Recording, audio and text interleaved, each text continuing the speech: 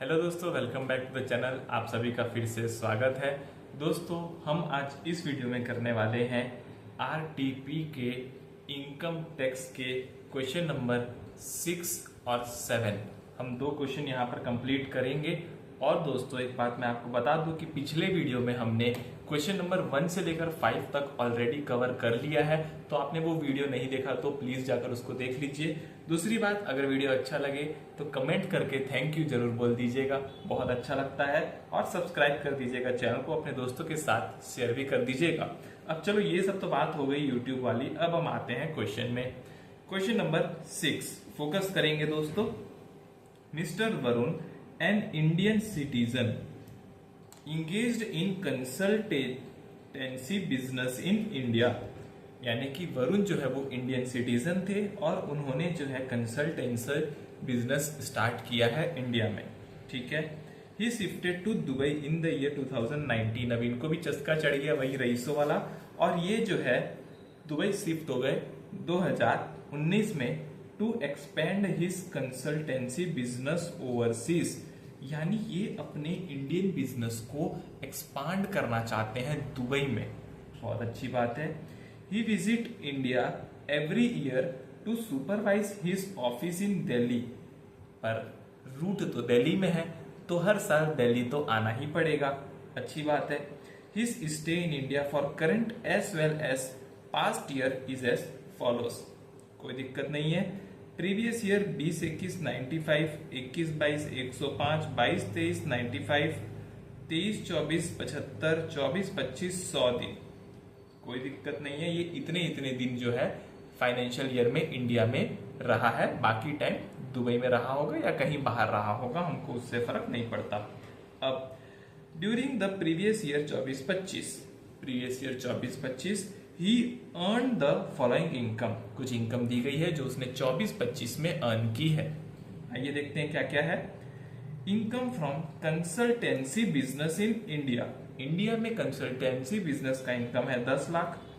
Income from consultancy business in Dubai 4 lakh. Business consultancy का Dubai में जो इनकम हुआ है वो हुआ है 4 लाख। पर एक बात याद रखना, ये बिजनेस सेटअप जो है वो इंडिया से ही हुआ है। ये थोड़ा सा इसमें आपको दिमाग लगाना पड़ेगा, है ना। देखो, ध्यान से देखो, क्योंकि ऊपर लिखा हुआ था कंसल्टेंसी बिजनेस इसने इंडिया में चालू किया, फिर दुबई गया, फिर वहां पर वो बिजनेस को एक्सपांड करना चाहता है। यानी कि जो बिजनेस का रूट है वो इंडिया में ही है। तो ये भी इंडियन इनकम बोल सकता हूं। हालांकि ये टैक्सेबल होगी कि नहीं हम बाद में देखने वाले हैं। ठीक है। Agriculture income from land situated in Kerala 70,000 का एग्रीकल्चर इनकम है जो कि एग्जेम्प्ट होता है, आप सभी को पता है। फिर आता है dividend from an Indian company received in Dubai 50,000। Indian company का डिविडेंड है तो एक्रूड इन इंडिया है। एक्रूड इन इंडिया है तो टैक्सेबल है। 50,000 का डिविडेंड। फिर आते हैं interest expenditure on investment in above shares 15,000।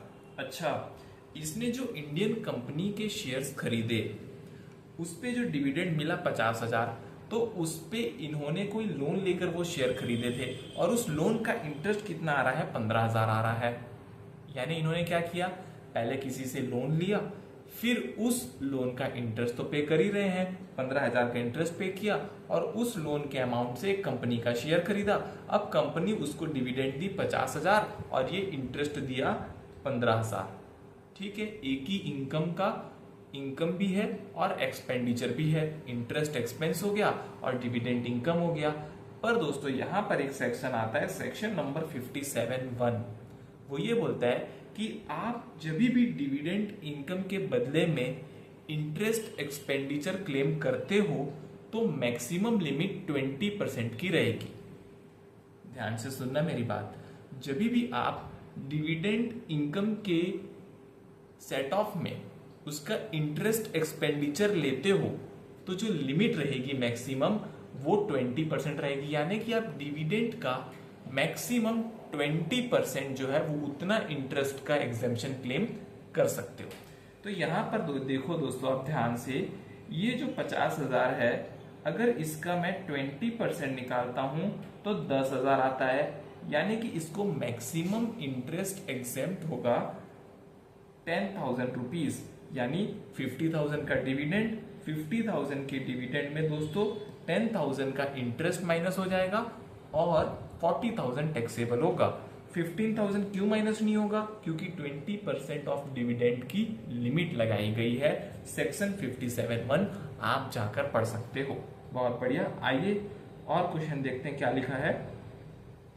You are required to determine mister Varun residential status. सबसे पहले तो रेसिडेंशियल स्टेटस निकालना है। असेसमेंट ईयर 25-26 यानी प्रीवियस ईयर 24-25 का। Assuming he is not liable to tax in Dubai, यानी इसको दुबई में टैक्स नहीं लग रहा है, ये हमको मानते हुए चलना है। ठीक है। Compute the total income of mister Varun for previous year 24-25 if he opts out of the default tax regime. Default tax regime से ऑप्ट आउट कर रहा है, यानी कि नए टैक्स रेजिमे में ये आ गया। सबसे पहले दोस्तों मैं आपको थोड़ा रिवीजन के लिए लेकर जाता हूं हमारा रेसिडेंशियल स्टेटस वाला चैप्टर। देखो दोस्तों, ये हमने पढ़ा है, आप रिवीजन क्लास देख कर आइए, मैं आपको पूरा डिटेल में नहीं पढ़ा सकता, जितना हो सकेगा मैं कवर करने की कोशिश करूंगा, बाकी आप रिवीजन क्लास से देखिए। How to calculate residential status, section number 6(1) में लिखा हुआ है। सबसे पहला कंडीशन जो है, basic condition, stay in India for 182 days और मोर इन प्रीवियस ईयर, और ये प्रीवियस ईयर में 100 दिन रहा है। आप जाकर देख सकते हो, क्वेश्चन में लिखा है 100 डेज। और stay in India for 60 days और more in previous year plus 365 days और more in last 4 preceding previous year. अब सेकेंड वाली कंडीशन जो है वो कहीं कहीं पे नहीं लगती, उसके लिए एक्सेप्शन दी गए हैं। हम आएंगे एक्सेप्शन नंबर 3 में। इंडियन सिटीजन या फिर पर्सन ऑफ इंडियन ओरिजिन अगर इंगेज्ड है outside India in job, profession और बिजनेस, ये कंसल्टेंसी में है तो प्रोफेशन में है। ठीक है। और बार बार इंडिया आता है, नीचे लिखा है विजिटिंग इंडिया, और उसकी total income excluding foreign source, यानी फॉरेन सोर्स की इनकम को छोड़कर अगर उसकी इनकम 15 लाख तक है तो सेकंड कंडीशन नहीं देखना है। और अगर 15 लाख से ज्यादा है, अगर उसकी इंडियन इनकम 15 लाख से ज्यादा है तो stay in India for 120 days और more in previous year plus 365 days और more in last 4 previous year, ये आपको चेक करना है।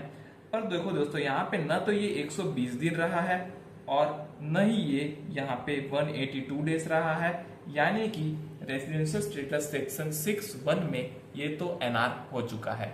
क्यों एनआर हो चुका? पहली कंडीशन सेटिस्फाई नहीं की, दूसरी कंडीशन में भी जो 15 लाख वाली लिमिट थी वहां पर भी अगर वो लिमिट कर भी क्रॉस लेता तो 120 दिन तो रहा नहीं है, तो लिमिट चेक करने की जरूरत नहीं पड़ी, तो वहां पर भी वो नॉन रेसिडेंट हो गया। अब यहाँ पर एक और सेक्शन आता है दोस्तों जो थोड़ा सा जबरदस्त लोग भूल जाते हैं। Section number 6(1)(a) deemed resident. इसके हिसाब से अगर कोई इंडियन सिटीजन जो एनआर हो गया, अभी एनआर हो गया था ना, अभी हमने एनआर किया इसको, अब इसका टोटल इनकम 15 लाख के ज्यादा है अदर देन फॉरेन सोर्स, यानी इंडियन सोर्स का इनकम 15 लाख से ज्यादा है, और एंड लिखा है and not liable to tax in any other country due to residence और डोमिसाइल, यानी कि और दूसरे कंट्री में टैक्स नहीं लग रहा।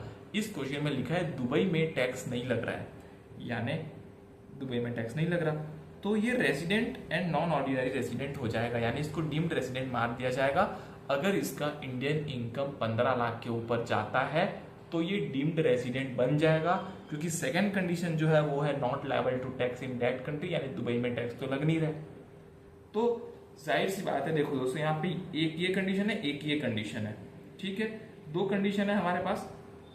अब ये वाली कंडीशन तो सेटिस्फाई हो गई क्योंकि क्वेश्चन में दिया हुआ है कि भाई दुबई में टैक्स नहीं लग रहा है, तो not liable to tax in any other country due to residence, ये तो हो गया भाई। अब हमको ये चेक करना है क्या इसका total income other than foreign source 15 lakh से ज्यादा है क्या, और अगर ज्यादा है तो resident and non ordinary resident बन जाएगा, और अगर नहीं है तो नॉन रेसिडेंट रहेगा। ठीक है, आइए हम चलते हैं वापस से हमारे क्वेश्चन पे। अब देखो दोस्तों, यहाँ पर एक तो ये 100 डेज रहा है, अब ध्यान से देखना है ना, एक तो ये 100 डेज रहा है, तो ये 182 डेज वाली कंडीशन पे नहीं आएगा। दूसरा जो 120 डेज वाली कंडीशन मैंने बेसिक कंडीशन की सेकंड वाली कंडीशन के अंदर बताई थी, थर्ड वाली, है ना, उसमें भी ये नहीं आएगा, राइट। अब डीम्ड रेसिडेंट में क्या बोला है, डीम्ड रेसिडेंट में बोला है कि 15 लाख की इनकम कैलकुलेट करो और 15 लाख से ऊपर हुई तो इसको डीम्ड रेसिडेंट मान लिया जाएगा और 15 लाख के नीचे हुई तो नॉन रेसिडेंट मान लिया जाएगा। सिंपल है।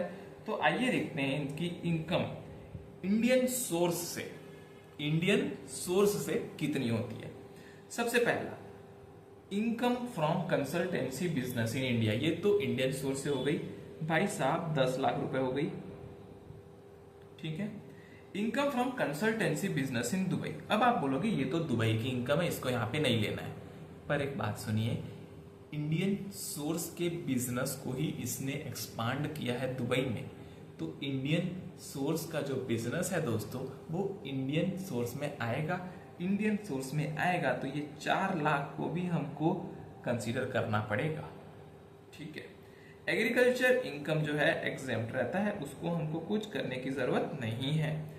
डिविडेंड दोस्तों हमारा 50,000 था, जिसमें से 15,000 इंटरेस्ट पे किया, पर मैं पहले ही बोल चुका हूं खाली 10,000 माइनस करने के लिए मिलने वाला है हमको इंटरेस्ट, तो डिविडेंड का इनकम हो गया 50,000 माइनस 10,000 यानी कि 40,000, इजी 40,000। तो टोटल इनकम इसका हो जाएगा 14,40,000, है ना, ये 40, 4 लाख 10 लाख 14,40,000 यानी कि 15 लाख से नीचे, 15 लाख से नीचे तो नॉन रेसिडेंट हो गया। चलो बहुत बढ़िया, ये तो हमारा एक क्वेश्चन का सॉल्यूशन मिला कि ये नॉन रेसिडेंट है। दूसरा ये क्वेश्चन था कि भैया इसकी टोटल इनकम कितनी होगी अगर ये नॉन रेसिडेंट है तो टोटल इनकम कितनी होगी, ये इंडिया का 10 लाख तो टैक्सेबल होगा दोस्तों। अब एक बात बताओ, इंडियन सोर्स की इनकम है पर इनकम फॉरेन की है, दुबई की इनकम है, foreign income received in foreign या फिर एक्रूड इन फॉरेन, तो ये दुबई वाला जो है ये 4 लाख रुपए हम यहाँ पे नहीं देने वाले हैं, इनकम में नहीं आएगा।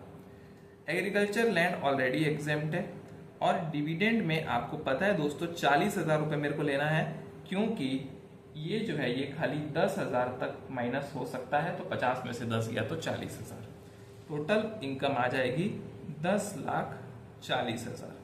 ये था दोस्तों कंप्लीट क्वेश्चन नंबर 6। अभी टेंशन मत लीजिए, इसका आंसर हम देखेंगे कैसे प्रेजेंट करना है। आइए आते हैं इसके आंसर में, ये रहा 6A determination of residential status. देखो सेक्शन 6(1) बोलता है भाई साहब 182 डेज और मोर रहेगा तो जो है रेसिडेंट माना जाएगा। 182 डेज रहा नहीं, 100 दिन रहा है, कोई बात नहीं। However, if his total income other than income from foreign source exceed 15 lakh during the previous year, he will also be treated as resident in India if he has been in India for 120 days in previous year and has been in India during the 4 year immediately preceding the relevant previous year for a total period of 365 days or more। यहाँ पर न ये वाली condition satisfy हुई न ये वाली condition satisfy हुई, तो यहाँ पर तो ये NR हो चुका है, कोई दिक्कत की बात नहीं है। देखो यहाँ पे लिखा हुआ है खाली 100 दिन रहा था भाई साहब, तो यहाँ पर कोई सवाल ही नहीं उठता है। अब यहाँ पर हम बात करेंगे सेक्शन 6(1)A जहाँ पे ये डीम्ड रेसिडेंट की बात करेगा। देखो an Indian citizen having total income other than income from foreign source exceeding 15 lakh during the previous year would be deemed to be resident in India in that previous year if he is not liable to tax in any other country or territory by reason of his domicile or residence or any other criteria of similar nature। कोई बात नहीं, देखो यहाँ पर computation किया है total income other than income from foreign sources. Consultancy business in India 10 lakh, Dubai का business 4 lakh, income derive from a profession setup in India. मैं आपको इतनी देर से यही समझाने की कोशिश कर रहा था कि ये जो बिजनेस है ये इंडिया में सेटअप हुआ है, इसीलिए इस कैलकुलेशन में तो लेंगे, इनकम वाले कैलकुलेशन में नहीं लेंगे। तो इस कैलकुलेशन में 4 लाख को लिए, एग्रीकल्चर इनकम को एक्सेप्ट कर दिए, डिविडेंड 50,000 लिए और डिविडेंड में से डिडक्शन 20% तक यानी 20,000 माइनस करके 40,000 लिए और 14,40,000 रुपए आ गया हमारा इंडियन सोर्स का इनकम। और 14,40,000 जो है वो डज नॉट एक्सीड 15 लाख, तो नॉट डीम्ड रेसिडेंट, यानी कि मिस्टर वरुण जो है वो नॉन रेसिडेंट बन गया। इजी। अब हम आएंगे टोटल इनकम का कंप्यूटेशन करना है हमको। कंप्यूटेशन ऑफ टोटल इनकम बहुत इजी है। यहां पर इंडिया का इनकम लिए, दुबई का इनकम नहीं लिए, not taxable since neither income accrued और arise in India nor received in India. Dubai की इनकम है, यहाँ पे टैक्स नहीं लगा सकते, टैक्स नहीं लगाए। डिविडेंड सेम 50,000, 10,000 माइनस करके 40,000, 10,40,000 आ गया इसका टोटल इनकम। ये था दोस्तों क्वेश्चन नंबर 6। अगर आपको कोई भी डाउट हो क्वेश्चन नंबर 6 में तो आप नीचे कमेंट करिए, हम कोशिश करेंगे कि आपके कमेंट का जवाब दे पाए। हालांकि आपके डाउट क्लियर पूछे गए जाएंगे तो ही हम उसका जवाब दे पाएंगे। ठीक है, अब क्वेश्चन नंबर 7 में आते हैं। क्वेश्चन नंबर 7 क्या बोलते हैं?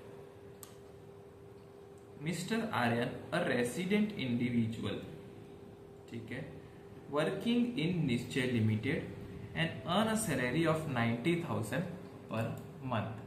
थोड़ा सा अपन कैलकुलेशन साथ में रखेंगे कि भाई साहब ये 90,000 पर मंथ यानी कितना होता है इसका, 90,000 इंटू 12,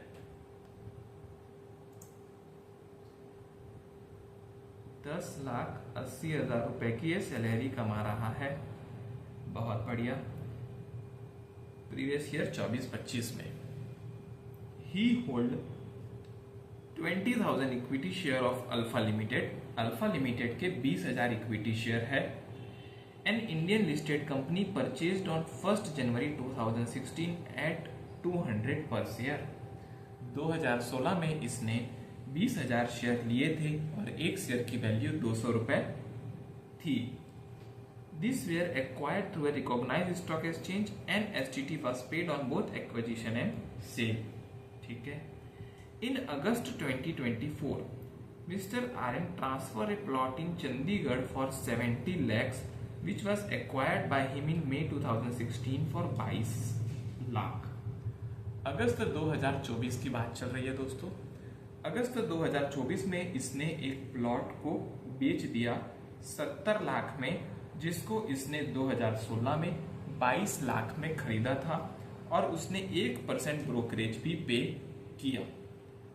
मेरा सबसे पहला सवाल यहां पर आता है, क्या इसमें CII लगेगा? क्या इसमें इंडेक्सेशन होगा? आंसर इज नहीं होगा, क्योंकि अगर आपको पता है आफ्टर कौन सी डेट है दोस्तों, आपको याद करनी चाहिए वो डेट, 23/7/24। 23/7/24 के बाद अगर कोई भी सेल की गई तो वहां पर कोई भी इंडेक्सेशन नहीं होगा। 12.5% की रेट से लॉन्ग टर्म कैपिटल गेन में टैक्स कैलकुलेट किया जाएगा। उसके पहले का है, अगर पहले का है तो 20% टैक्स लगेगा पर इंडेक्सेशन मिलेगा। इस केस में अगस्त में लिया है, अगस्त में बेचा है प्रॉपर्टी, तो यहां पर इंडेक्सेशन नहीं मिलने वाला, ये बात ध्यान में रखिए। In November 24 alpha limited decided to buy back 50% of its share. Alpha limited अपने शेयर्स को बायबैक करना चाहता है 50%। इसके पास 20,000 शेयर थे, यानी 10,000 शेयर बायबैक हो जाएंगे। रेट कितना दिया है? 250 पर शेयर का रेट दिया है। Alpha limited bought back proportionate shares of mister Aryan. अब यहां पर लॉ क्या बोलता है आपको ध्यान में रखना चाहिए। अगर आपने नहीं पढ़ा तो आप कैपिटल गेन चैप्टर में जाइए, वहां पर एक लॉ लिखा हुआ है कि बायबैक के केस में जितना भी अमाउंट मिलेगा उसको डीम्ड डिविडेंड मान लिया जाएगा। यानी कि 250 पर शेयर 250 मिल रहा है और 10,000 शेयर पे मिलेगा, क्योंकि टोटल 20,000 शेयर थे पर खाली 50% बायबैक हुआ, यानी 10,000 शेयर का बायबैक हुआ, तो 25 लाख रुपए इनकम फ्रॉम अदर सोर्सेस में आ जाएगा। बायबैक के केस में ये लॉ में लिखा हुआ है, आप लॉ को अच्छे से पढ़िए।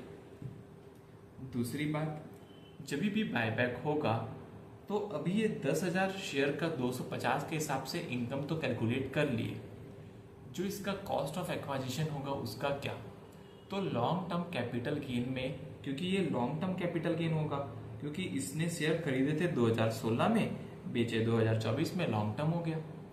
लॉन्ग टर्म हो गया तो यहां पर इसका सेल वैल्यू नील हो जाएगा लॉन्ग टर्म कैपिटल गेन में, बायबैक वाले शेयर का सेल वैल्यू नील हो गया, क्योंकि सेल वैल्यू तो पूरा इनकम फ्रॉम अदर सोर्सेस में चला गया, ये 25 लाख। तो लॉन्ग टर्म कैपिटल गेन में दो बार एक ही इनकम पे टैक्स तो लगा नहीं सकते, तो सेल वैल्यू नील हो गई। कॉस्ट ऑफ एक्वाजिशन कितना था इसका? 10,000 शेयर का 200 रुपए के हिसाब से 20 लाख, तो इसका 20 लाख का लॉन्ग टर्म कैपिटल लॉस आ जाएगा। Long term capital loss 20 lakh का आएगा और income from other sources 25 lakh का आएगा। कैसे आएगा ये मैंने आपको बता दिया। In May 2025 mister Aryan acquire residential house property in Kanpur for 40 lakh, एक नया घर लिया 40 लाख में। Fair market value equity share alpha का जो है वो है 190 31/1/2018 को। अब ये कॉस्ट ऑफ एक्वाजिशन का एक फॉर्मूला है जो मैं आपको अभी बताऊंगा थोड़ी देर में, वो आप देखोगे वहां पर ये 190 रुपीज का यूज होने वाला है। एक रेजिडेंशियल हाउस प्रॉपर्टी खरीदा है 40 लाख में, बहुत बढ़िया। You are required to compute the total income of mister Aryan is paying tax under the default tax regime. Default tax regime में है ये बंदा, बहुत बढ़िया। CII का रेट दिया हुआ है आपको, ठीक है। अब देखो, पहले तो क्वेश्चन को हम हमारे ग्रिप में लाते हैं। क्वेश्चन में क्या क्या बोला गया है। इसकी सैलरी थी जो हमने कैलकुलेट की 10,80,000। दूसरा, इसके पास अल्फा लिमिटेड के 20,000 शेयर थे जो इसने 200 रुपए के रेट के हिसाब से 2016 में खरीदे थे। अब कंपनी 50% शेयर यानी कि 10,000 शेयर जो है बायबैक कर रही है 250 रुपए के हिसाब से।